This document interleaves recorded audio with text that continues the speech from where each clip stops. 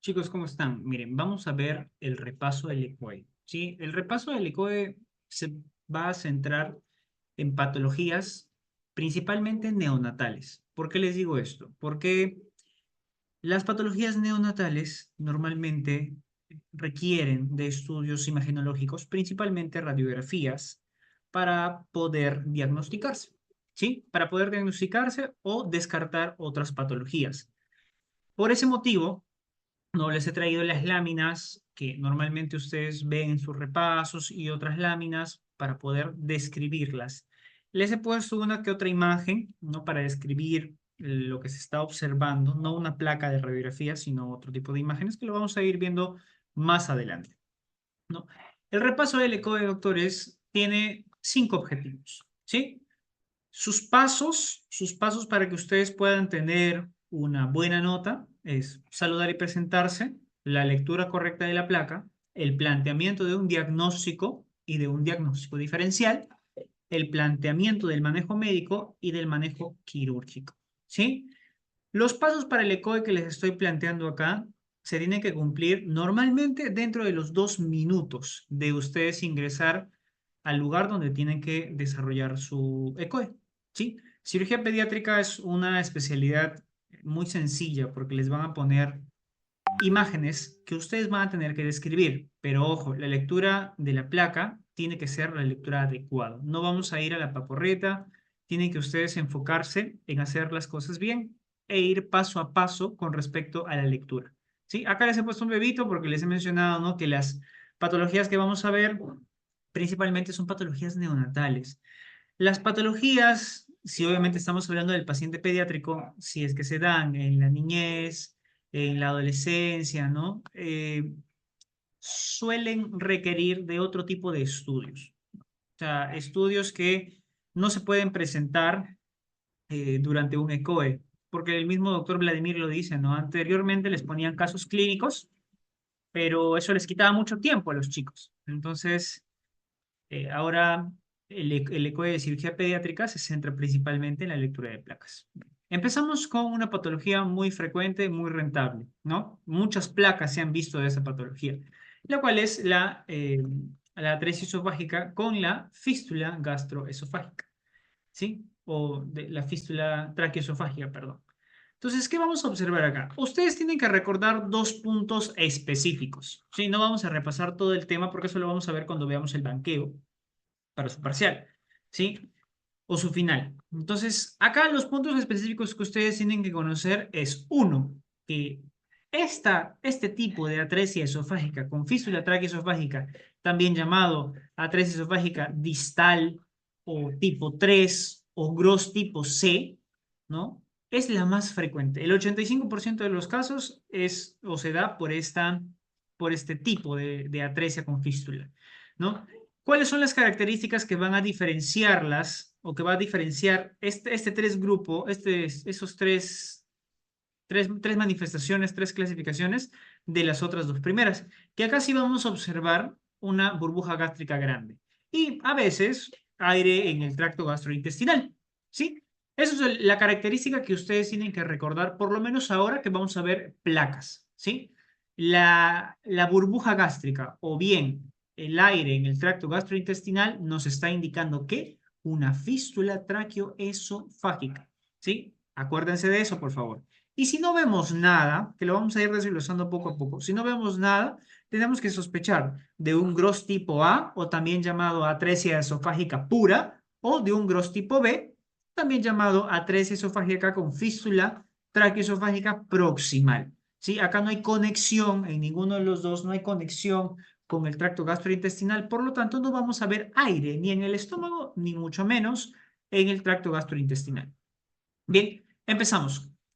Empezamos con la primera plaquita. Esta es una plaquita, chicos, que les ponen bastante en sus repasos, ¿sí? Es una placa muy repetida. Entonces acá yo quiero que ustedes recuerden unos puntos muy importantes, ¿no? Unos puntos guías muy importantes, que son las costillas. Si ustedes llegan a observar la primera costilla con la segunda costilla, recuerden, la primera costilla está a la altura de T2 y la segunda costilla está a la altura de T4. ¿Por qué les menciono esto? Porque ustedes van a tener que describir su plaquita de acuerdo a dónde está ubicado su saco o su bolsa esofágica, ¿no? O su cabo proximal. Entonces, acá observamos una imagen radiolúcida que llega a ubicarse entre T2 y T4. Lo vamos a ver en un momento en la descripción de la placa.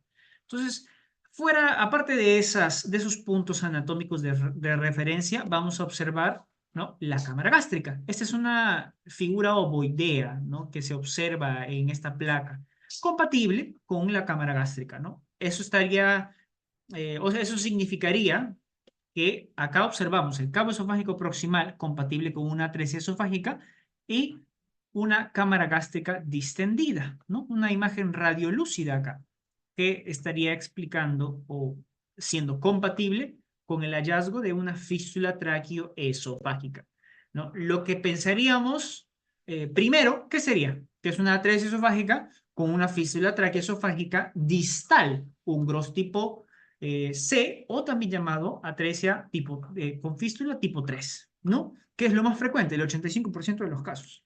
Entonces, habiendo visto eso, ¿cómo van a mencionar? ¿Cómo van a decir su placa?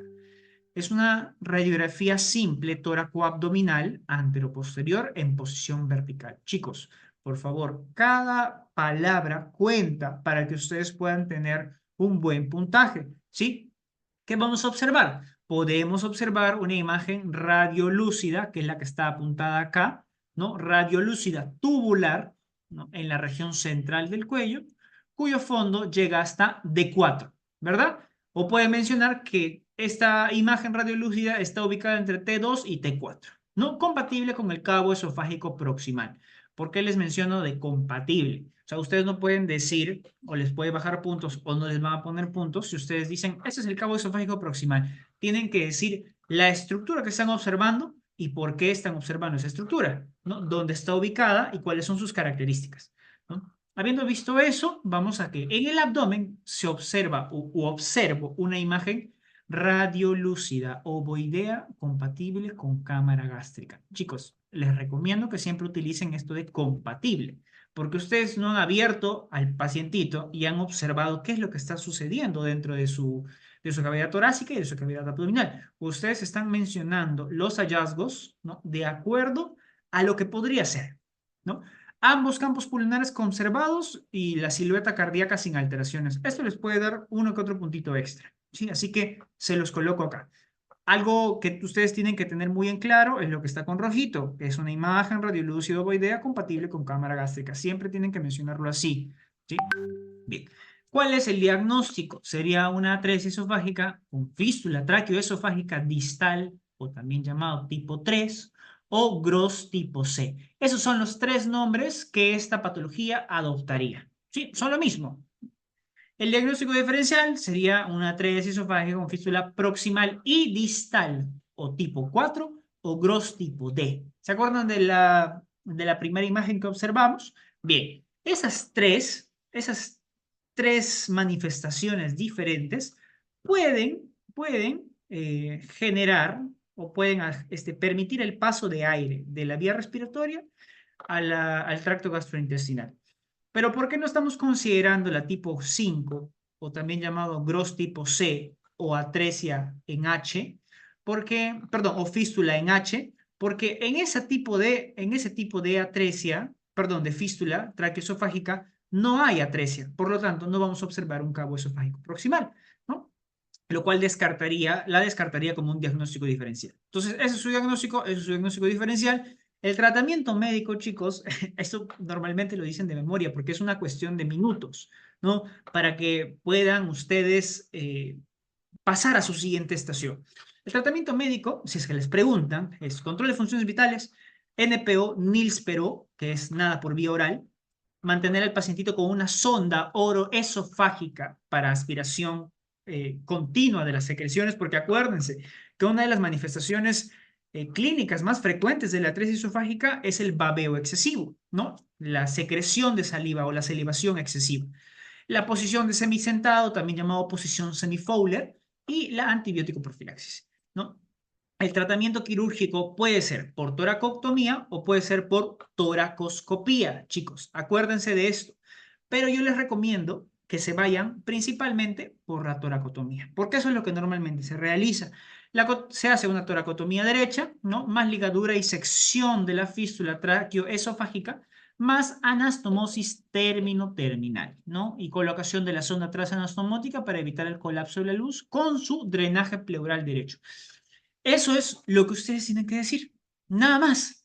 O sea, lo que ustedes tienen que hacer es ir en orden, describir la placa en orden, describir sus hallazgos, mencionar su diagnóstico diferencial y los tipos de tratamiento que les soliciten, de acuerdo al tiempo que les están dando. Porque acuérdense, eso es una cuestión de tiempo. Normalmente no les van a dar un caso clínico para que ustedes puedan desarrollarlo, ¿no? Eso es el precedente que tenemos de cirugía pediátrica, del ECOE de cirugía pediátrica. Bien, pasamos a la siguiente placa. En esta placa, chicos, ¿qué vamos a observar? Vamos a observar nuestro cabo esofágico proximal, ¿no? Que termina entre T2 y T4, y nuestro aire intestinal. Aire intestinal nos estaría indicando que hay una fístula tráqueo-esofágica, ¿verdad? Entonces, ¿cuál sería la lectura de la placa? La placa se leería con radiografía simple tóraco-abdominal anteroposterior en posición vertical, donde podemos observar una imagen radiolúcida tubular en la región central del cuello, cuyo fondo llega hasta D4.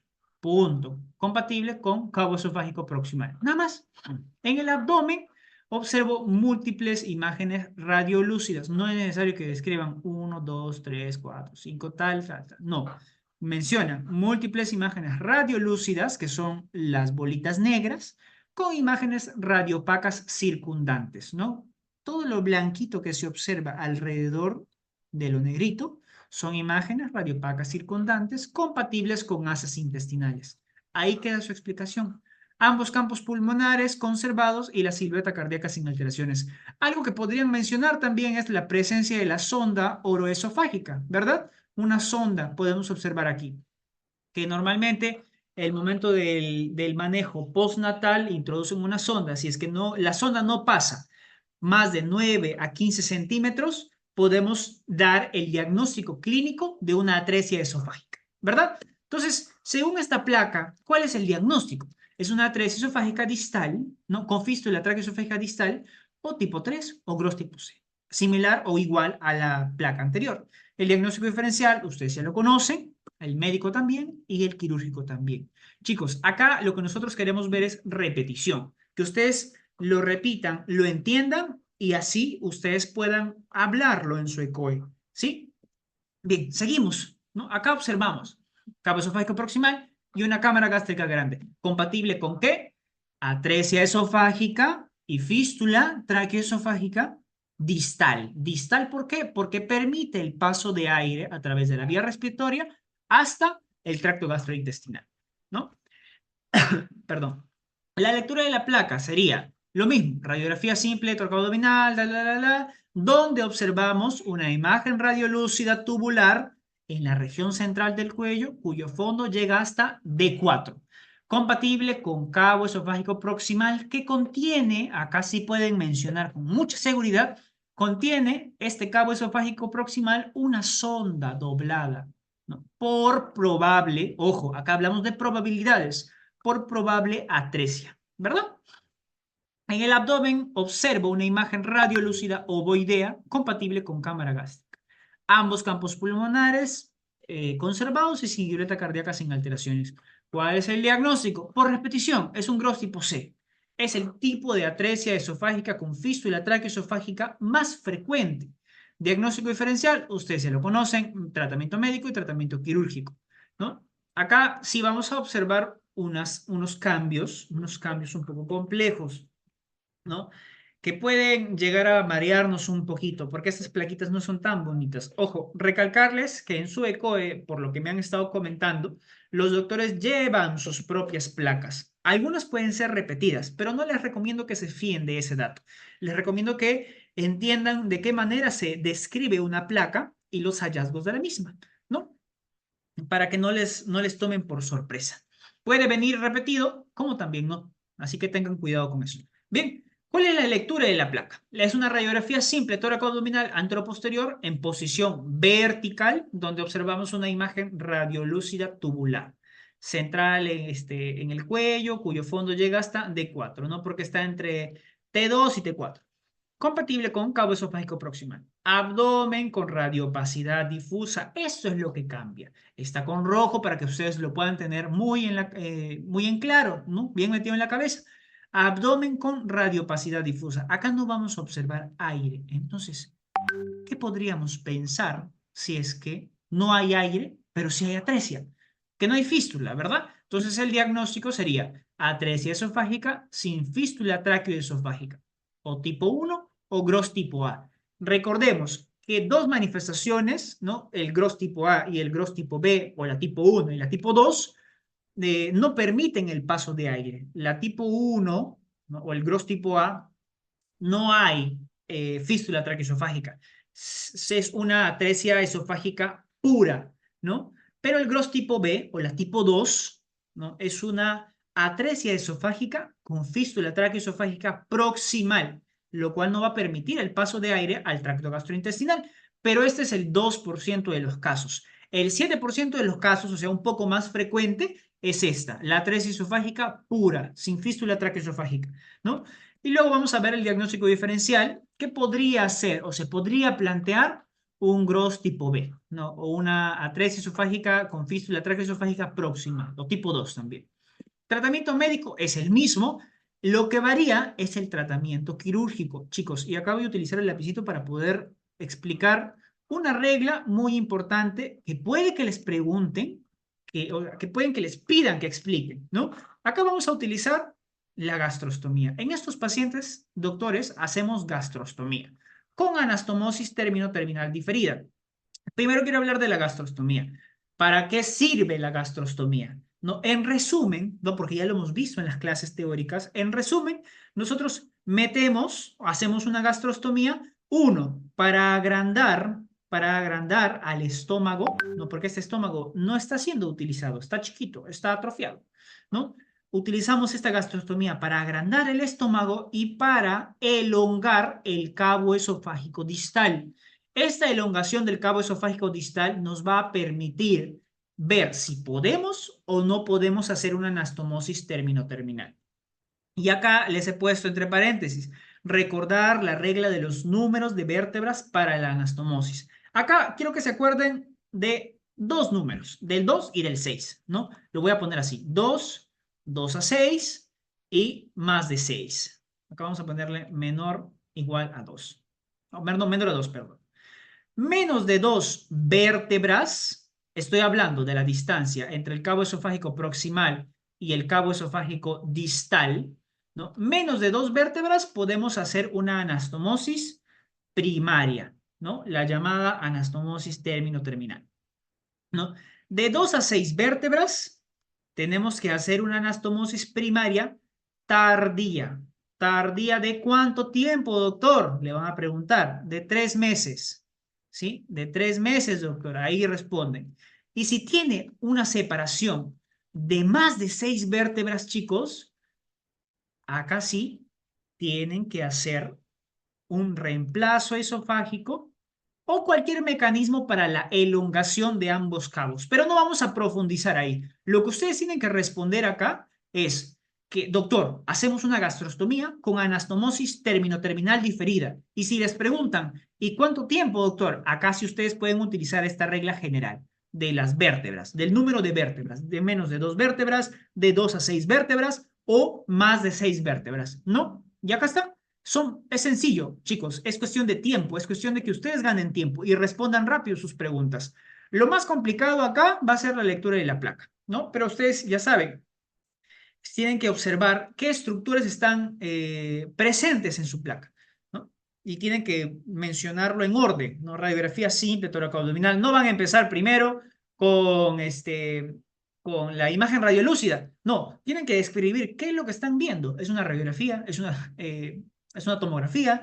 ¿Es una radiografía simple? ¿Es una radiografía con contraste? ¿No? Todo eso tiene que ir en su descripción de la placa, ¿sí? Entonces, habiendo visto eso, habiendo visto la regla de las vértebras, ya pasamos a la siguiente imagen, ¿no? En la siguiente imagen vamos a observar lo siguiente. Acá vemos un cabo esofágico, ¿verdad? Voy a cambiar de lápiz a pluma porque ya les he explicado este tema de las vértebras que ya lo van a tener muy en claro. Acá vamos a observar el cabo esofágico proximal, ¿no? Acá observamos una imagen radiolúcida. ¿Y qué vamos a mencionar en la lectura de nuestra placa? Lo mismo.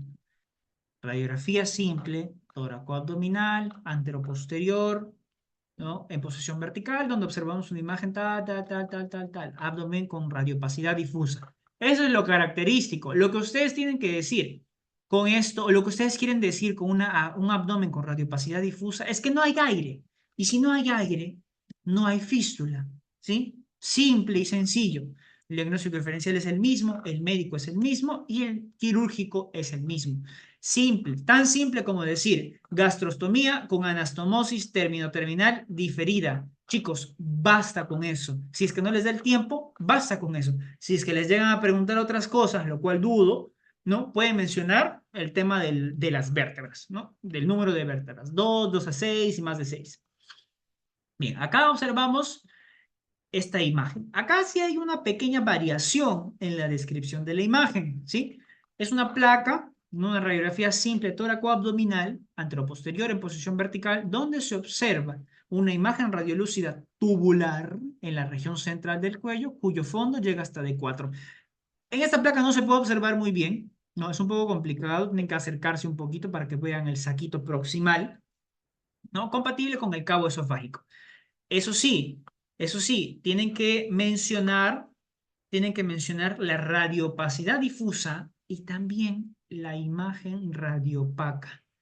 Esta imagen radiopaca es compatible con una gastrostomía percutánea. A este paciente ya le han hecho su gastrostomía, ¿no? Es posible o puede que sea una vía, un ofaloclisis, por ejemplo, ¿no? Entonces, es una recomendación que les hago. No sé, o poco probable que les pongan la misma placa, pero de todas maneras ténganlo en consideración. Ambos campos pulmonares conservados y la silueta cardíaca sin alteraciones. Esto es una atresia sin fístula. Diagnóstico diferencial, atresia con fístula proximal. Nada más. El tratamiento médico es lo mismo y el quirúrgico el mismo. No vayan a dar tantas vueltas, ¿no? Como judíos en tómbola. Es algo sencillo, ¿no? Luego seguimos con esta plaquita. Acá también tenemos una variación en la posición de la cabeza, la cual, perdón, también se tiene que describir.